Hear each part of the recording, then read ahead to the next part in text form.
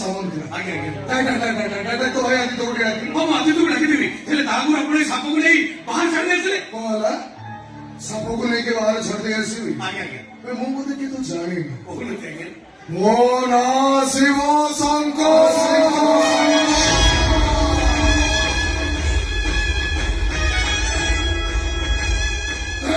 ମହାଦେବ କୁଳ ସମୁଦ୍ର ଶିବଙ୍କର ଯେମିତି ସାପ ପ୍ରିୟ ମୋର ବି ସେମିତି ସାପ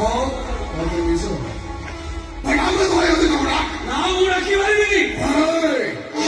ଆଗକୁ କଣ କହୁଛୁ ଜାଣିପାରୁଛୁ ତ ଏ ଅଭଦ୍ର ଭଦ୍ର